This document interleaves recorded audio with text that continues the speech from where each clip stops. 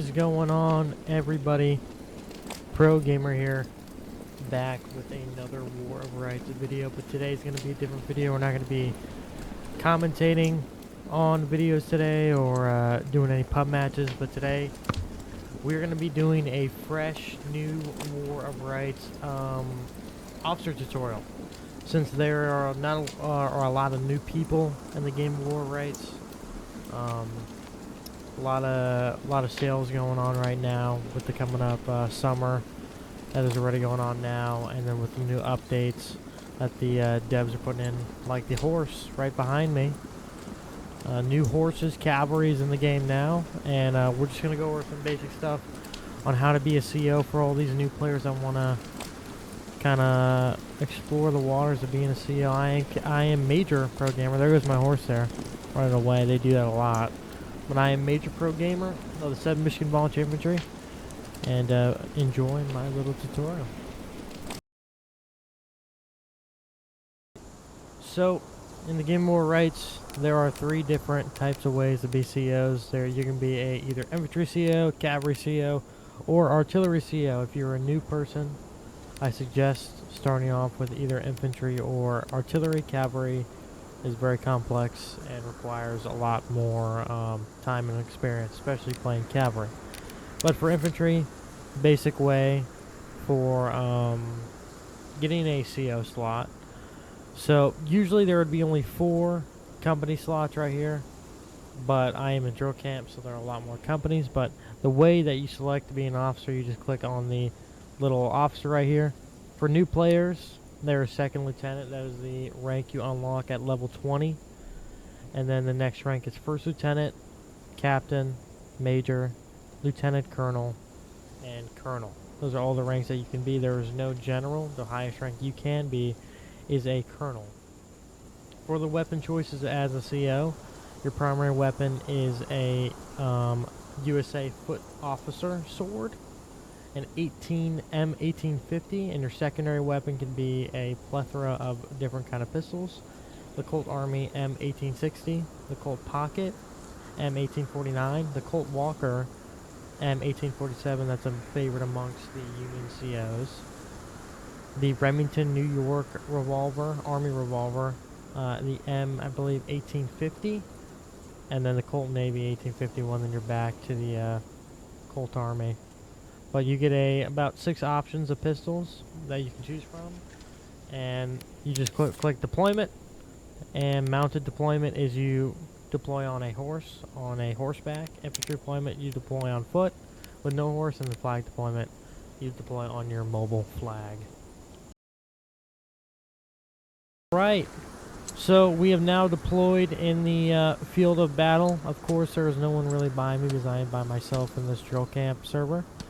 But as you can see by my shadow, I am on horseback. I deployed on the mounted deployment.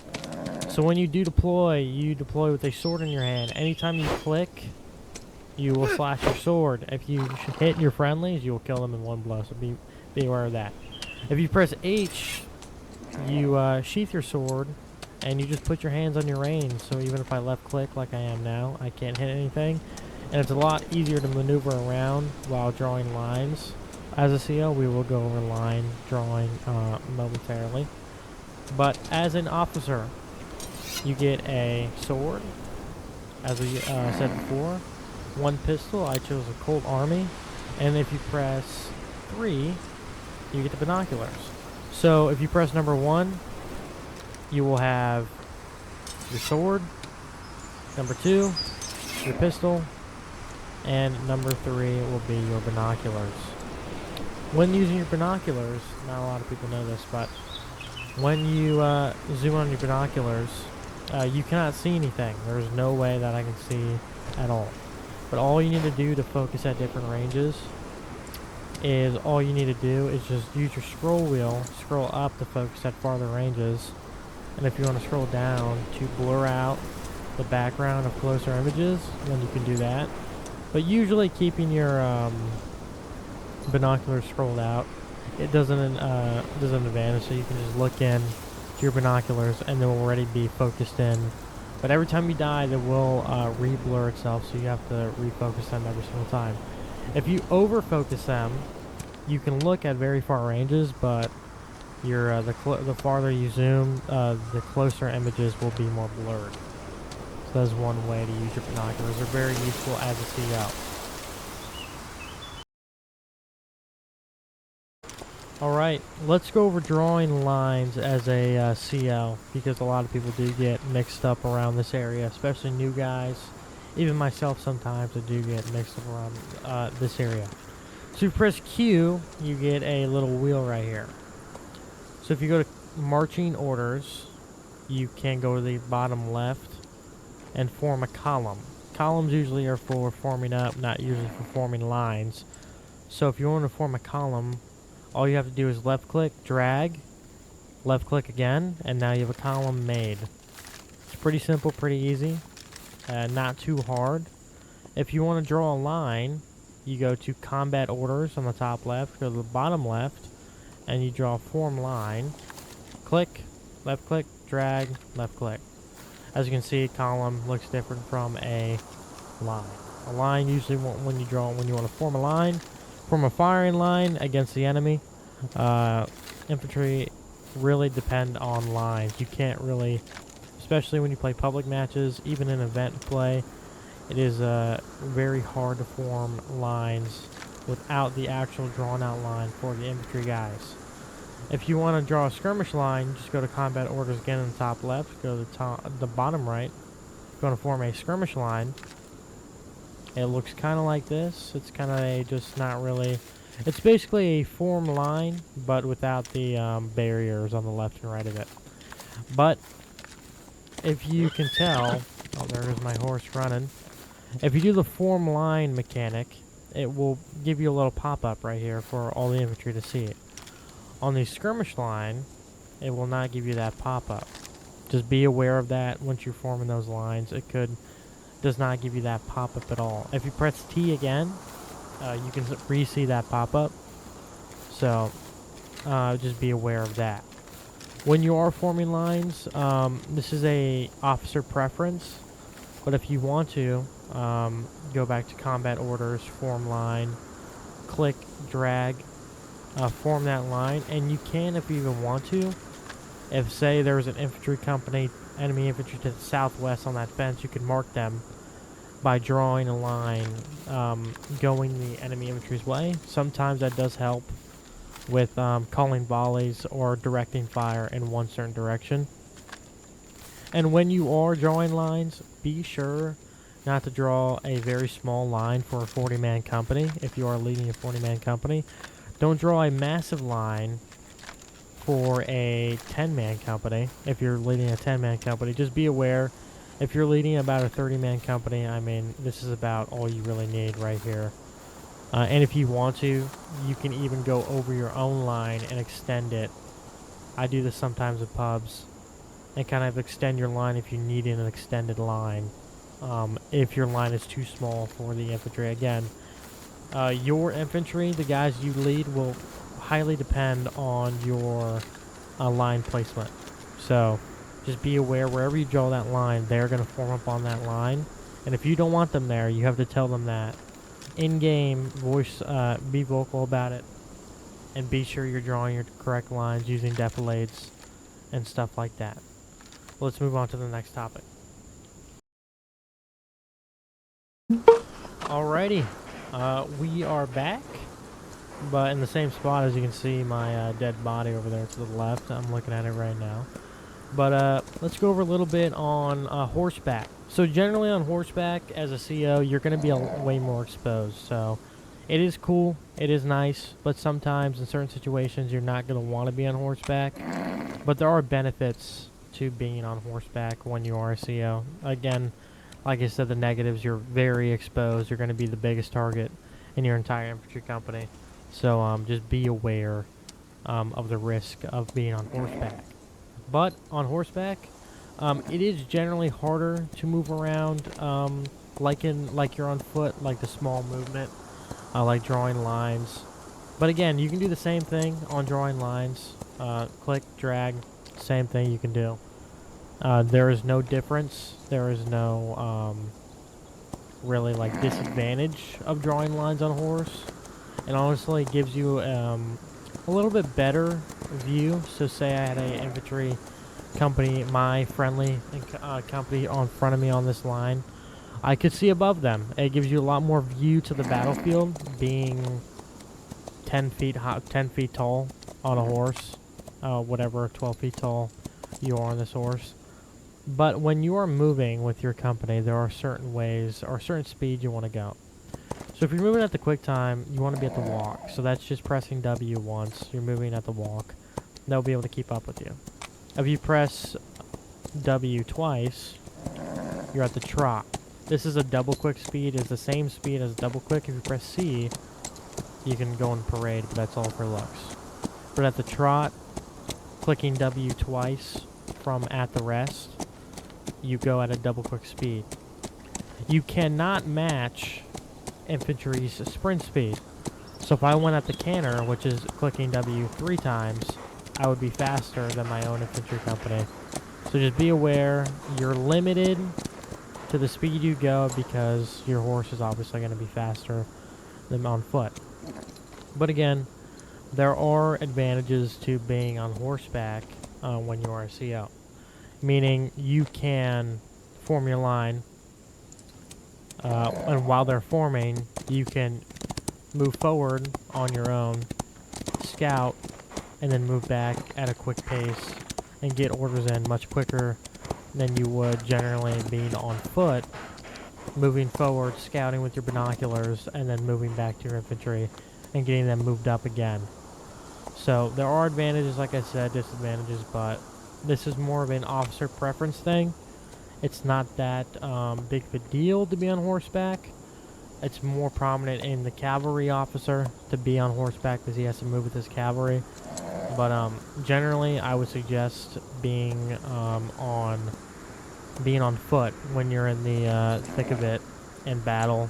When a lot of gunfire is coming around, you do not want to be on horseback. You're the biggest target on the entire field, and people are going to want to kill you because once leadership dies, then infantry gets a little haywire. So be aware. Being on horseback does not affect you drawing lines, but it will affect how many times you die. And if you want to be on horseback, you can only spawn mounted deployment. And once you spawn that flag, you're on foot. So sometimes being on horseback is okay. Like spawning mounted, I've done this many times in normal games. Spawning on mounted deployment, you can get up to your company quicker instead of sitting on your flag when it's 15 dudes stacked for 2 minutes. So sometimes mounted deployment is pretty useful to get up to your infantry, but I would just say I would mainly use it for scouting. A little bit of LARPing, that's okay. You can look good with your company. But if you want to be effective, I think being on foot would generally help you out with your company a lot more than just being on horseback the entire time. But let's move on to the next topic. Alright, let's talk about a very basic thing about being a CO that a lot of other COs, and especially new COs and a lot of experienced COs, don't quite understand. It is so important about being an officer in this game, and it is the chat system. Especially in pubs, you'll see me just a bunch of form lines from drawing lines before. But if you press enter, you can see that I'm now pending to type in chat. Typing in chat is essential in pubs and even in events, because some events have Steam chat, which you can vocalize a strategy, but sometimes they just run off purely chat communication based in the game. So communicating in chat allows you to communicate with all the other COs on the field, letting them know what you see, letting them know where you are, letting them know what is happening on the battlefield, especially when you guys are very spread out and you cannot see each other, and you guys are at a distance where you can't talk. Using chat gives you that instant communication that you really need to coordinate charges, pushes, when you're shooting it out, when you're not pushing, what time we need to go for a charge, stuff like that. So just simply typing things like charging at, I don't know, 34. I mean, very simple things, communicating where are all the COs, stuff like that. Kind of just being vocal, being into the game, and especially helping other COs and helping yourself. Because if you're by yourself, not communicating, you are going to lose 99% of the time in every engagement. Because you're either going to be outgunned because the enemy is going to communicate and move a enemy infantry company to you, which now if you were fighting one enemy company, now you're fighting two when you're advanced up and the team is on the other side of the map, not knowing what's going on, and you could be potentially losing a lot of tickets for your team that you don't even know you're losing. But that is just one very big way that you can do things that you can do for better CO play and just better all-out team play. So let's go over probably the most biggest thing about understanding something in this game as a CO, and that is the ticket system in Warbrains. So if you see at the top of the screen, the Battle Ready and Battle Ready bars, those two bars, those colored bars, are the tickets. So the more color you lose, the more tickets you're losing. So let's say if the Union on Eastwood Skirmish, the map we're on, charged through the open field and got slaughtered, which happens a lot on this map because it's a big open map and Union's on attack. But say the Union gets slaughtered, CSA somewhat dies, but not really. The Union would lose half of that color in their ticket bar, and the CSA would lose only a quarter. So understanding tickets in this game is very essential. So knowing where you are at tickets, what's your advantage on you having more tickets, and especially time-wise. So time-wise in this game, as an attacker, you ideally want the defender down to engaged by the 30-minute mark. So you start at 44 minutes in Warbrights. So at that gives you 14 minutes to get the attacker down to engage, which sounds like a lot of time, but generally it's pretty hard to do because Battle Ready, I believe the way the tickets go, Battle Ready has a lot of tickets in that bar. It's a lot more than you can really see, especially on ticket advantages, which I'll be going over in in like a minute or two. But basically, getting the defender down to engage by 30, then the next morale stage is taking losses. You want the defender down to taking losses by about 20 minutes, the 20-minute mark, so about 10-minute period.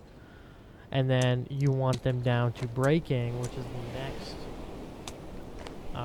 morale stage, by about 11 minutes is your ideal pace to stay on track, because that gives you about 12 to 11 minutes. Generally, you don't really want to hit so when you hit the defender to their final morale stage, it's Last Stand.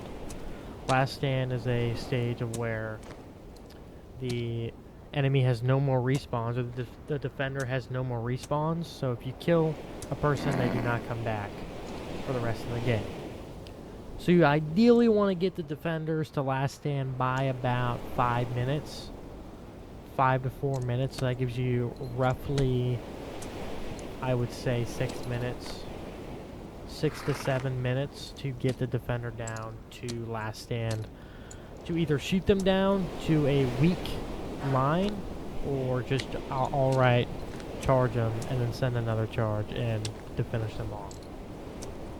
But ideally, for ticket-wise, you definitely want to know your advantages and your disadvantages and where you are on the tickets throughout the entire map and your pace.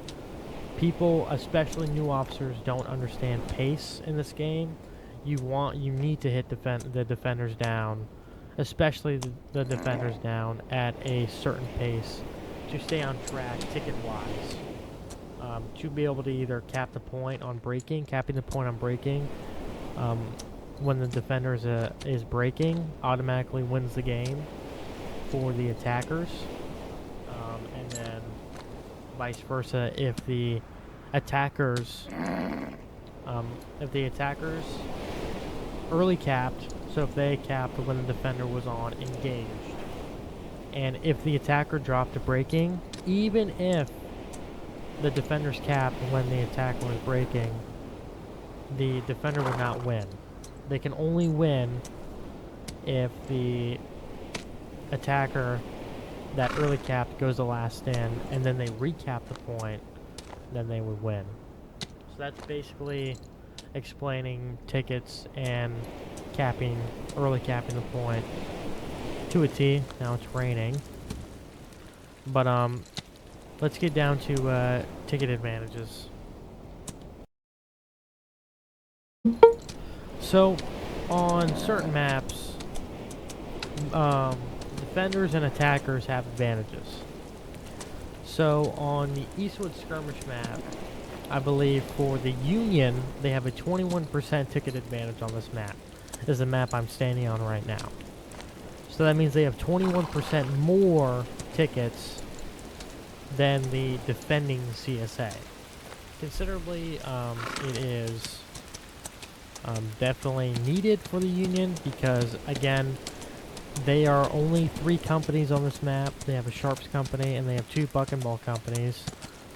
And they have to charge over open fields across the entire map.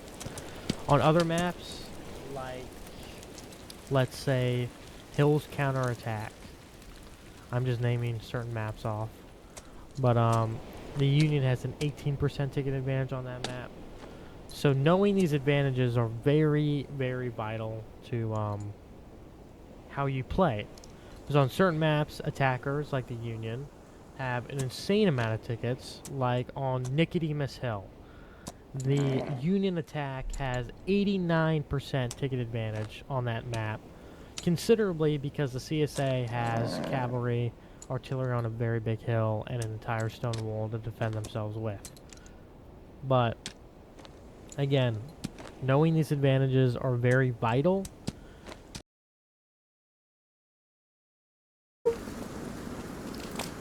And I think my final remarks for this video, for this officer tutorial for War of Rights, I think is when you're being a CO,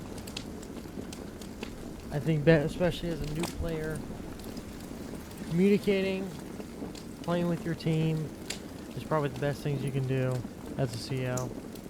War of Rights is a team-based game.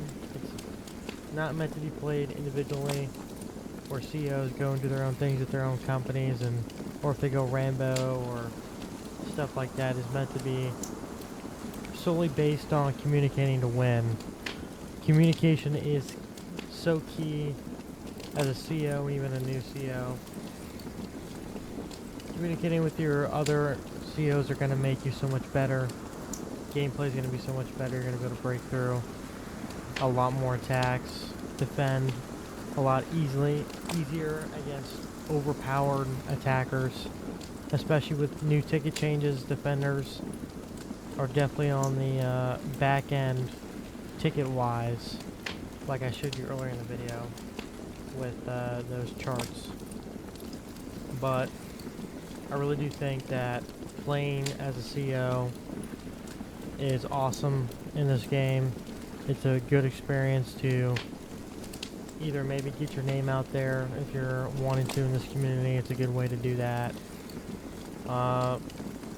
Moving to create a regiment off becoming a great CO, or just having fun in the game, playing something different other than infantry, cavalry, or artillery, and leading a company of your own in War of Rights. But I think the big thing is I would start off low pop, about 180 players, somewhat, but definitely get the hang of it.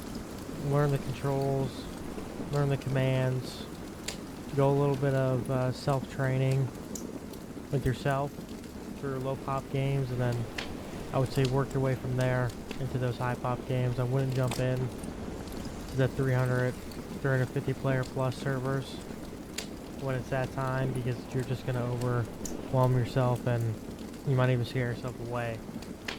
But hopefully you guys enjoyed. Hopefully you guys take some pointers or remarks. It was a very basic tutorial, mainly for new players, but for either older players that want to refresh your skills and kind of fine-tune the machine, the well-oiled machine. But hopefully you guys enjoyed. If you guys enjoyed, please like the video, please subscribe, and that's basically it. If I missed anything, please put in the comments if I missed anything, and I will try to touch on it through replying to your comments. If not, hopefully you guys enjoyed, and I'll see you guys later.